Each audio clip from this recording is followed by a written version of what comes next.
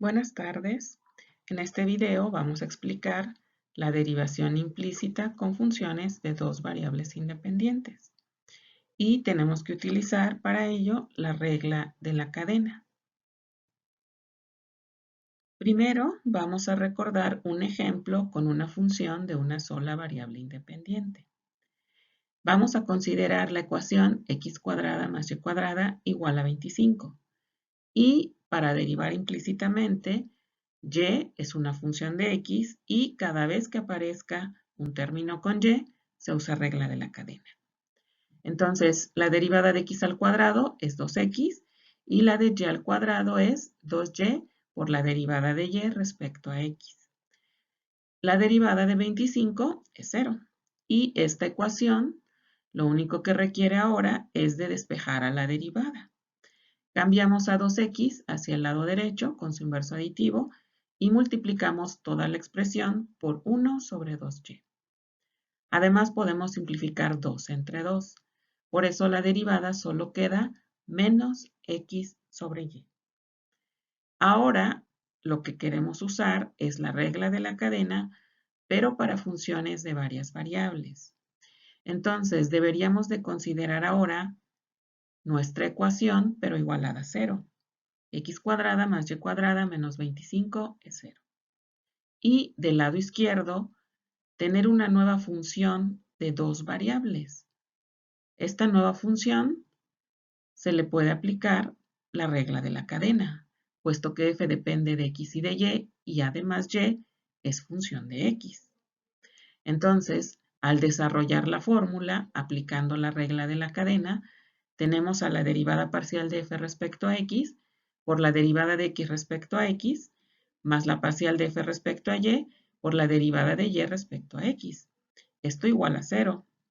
Y entonces podemos despejar a la derivada de y respecto a x. Además, la derivada de x respecto a x es 1. Y tenemos esta fórmula para derivar cualquier función de forma implícita con una variable independiente. Sería menos la parcial de f respecto a x entre la parcial de f respecto a y. Para este ejemplo, la parcial de f respecto a x sería 2x y la parcial de f respecto a y sería 2y.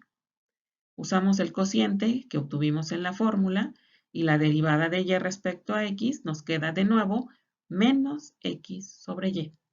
Pero esta vez aplicamos la regla de la cadena para funciones con dos variables independientes. Revisemos ahora un ejemplo con una función de dos variables. Vamos a considerar la ecuación x cuadrada más y cuadrada más z cuadrada igual a 25. Y de nuevo, no hay que olvidar que ahora z es una función de x y que cada vez que aparezca z hay que aplicar regla de la cadena para derivar.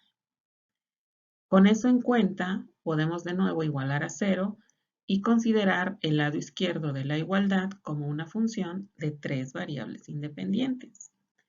El diagrama de árbol que corresponde tiene a f considerando tres variables, x, y y z, y además recordando a z que tiene las variables x y y, nuestra función de dos variables.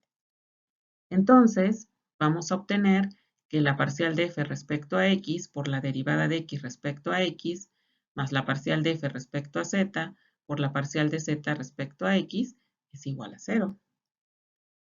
Esto se obtiene a partir de nuestro diagrama de árbol y de la definición de f. Despejamos a la parcial de z respecto a x y nos queda una fórmula para esta derivada de manera implícita. Es menos la parcial de f respecto a x entre la parcial de f respecto a z. Ahora consideramos las ramas que tienen a y. Y tenemos la derivada parcial de f respecto a y por la derivada de y respecto a y, más la derivada parcial de f respecto a z por la parcial de z respecto a y, igual a 0.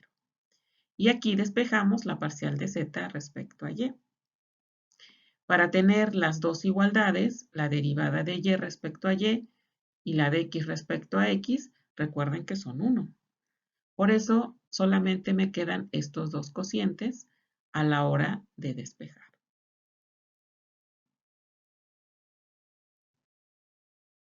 Para aplicarlo a nuestra función, derivamos respecto a x y queda 2x, después con respecto a y queda 2y, después con respecto a z y queda 2z. Hacemos los cocientes indicados en las fórmulas. Así que la parcial de z respecto a x, simplificando, queda menos x sobre z.